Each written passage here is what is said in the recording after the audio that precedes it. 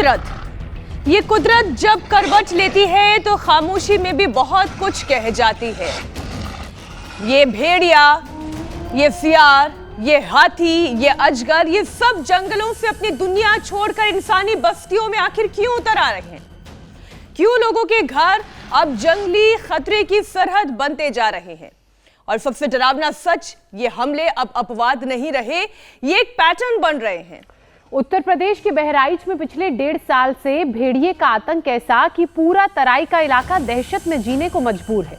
इस साल सिर्फ सितंबर से अक्टूबर के बीच 11 हमले हुए हैं और 6 लोगों की जान गई है। नवंबर में तो 10 महीने की बच्ची तक को भेड़िए ने नहीं छोड़ा। ड्रोन, थर्मल कैमरे, 30 से ज्यादा टीमें ऑपरेशन भेड़िया चला रही हैं। और ऐसे हमले सिर्फ बहराइच तक सीमित नहीं हैं। राजस्थान के जोधपुर में भेड़िए ने युवक को काटा और रेबीज से मौत हो गई। तो मध्य प्रदेश में एक रहस्यमय जानवर ने 6 लोगों को काटा और 2 हफ्तों में सभी की जान चली गई। दरअसल परेशानी सिर्फ भेड़िया या हाथी नहीं है, दिक्कत है इंसान और कुदरत के रिश्ते के बिगड़ जाने की। आदमी ने जंगल छीने, नदियों को कचरा बना दिया, प्लास्टिक, केमिकल, कंक्रीट, सब कुछ जानवरों के घरों में घुसा दिया। नतीजा, कहीं जंगली जानवरों के हमले तो कहीं अजीब अजीब बीमारियां। दरअसल इंसान ने समझा ये कि वह जंगलों का मालिक है, धरती का मालिक है, पानी और हवा का मालिक है, लेकिन हकीकत यह है कि हम तो मेहमान हैं और कुदरत मेजबान है। और जब मेहमान और मेजबान की दहलीज लांघने लगे तो उसका गुस्सा कभी भेड़िए के रूप में, कभी बीमारी के रूप में, कभी महामारी के रूप में लौटता है।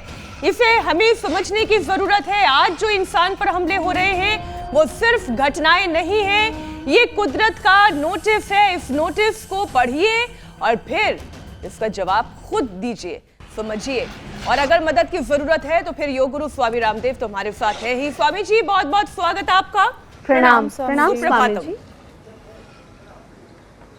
बहुत बहुत प्रणाम। आज हम खेतों के बीच में, ये चारों तरफ यहाँ खेत खलिहान है। देखो यहाँ पर टनों की मात्रा में गन्ना है, करीब 50 क्विंटल रोज यहाँ गुड़ बन रहा है। मेरे पीछे आप देख रहे हैं कोहलू चल रहा है। लेकिन हम यहाँ प्रकृति के साथ छेड़छाड़ नहीं करते, बल्कि प्रकृति और संस्कृति का एक संगम बना रखा और इसका नाम ही रखा हमारे पूज्य स्वामी भूदेव जी।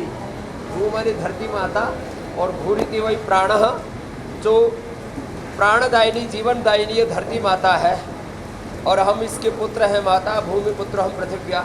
और यह केवल हमारे लिए नहीं बनी है, मनुष्य और मनुष्यतर जितने भी जड़ चेतन जीव जगत इस पर सब आश्रय पाते हैं। तो हमारा ये कर्तव्य है कि हम इसके साथ सामंजस्य बना के रखें।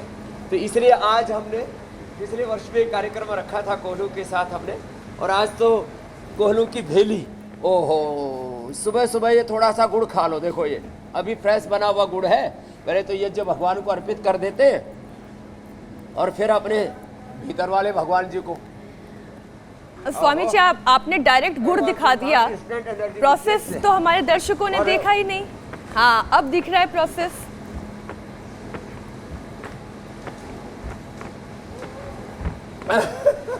पीछे रस निकल रहा है, पक रहा है, फिर उसको बाहर निकाला जाता है और ये पूरा प्रोसेस आज दिखाएंगे।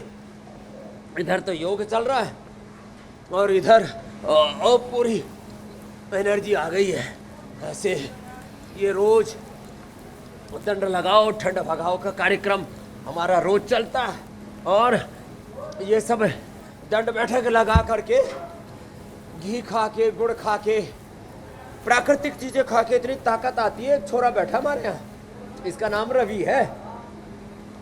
ये रोज 10 किलोमीटर की तो दौड़ लगा हुआ है और 100 से 200 ग्राम घी खा जा हुआ है। और फिर ये इतनी ताकत है इसमें, दांतों में भी इतनी ताकत है। 50 किलो तो वजन, दांत तो उठाए छोरे। ये हरियाणा का छोरा है एकदम। ये भी इसमें सीमेंट का कट्टा है अल्ट्राटेक का। हाँ, पहले यहाँ से उठा पहले। हाँ, ऐसे पकड़ के, अरे रामा रामा रामा, ओए राम। करना क्या चाह रहे हैं? जोरदार कार्यक्रम है भाई। अरे दांत बाहर ना आ जाए स्वामी जी। बहुत मजबूत दांत है। ये 50 किलो का कट्टा है। अब ये प्रकृति की शक्ति का, पतंजलि गाय के घी की और दंत का, सच में बालक दंत कांति करता है। कहाँ गए रे? तो यही ले आया। अरे बस बस बस रुक जाइए भाई साहब। इसको मेरे दांतों में दर्द हो गया। था क्या? लोग सोचेंगे क्या बात है? सीमेंट का कट्टा इसे उठा के पटक, ये सीमेंट का कट्टा है 50 किलो का। लीजिए भाई, तालियां हो जाए इनके लिए।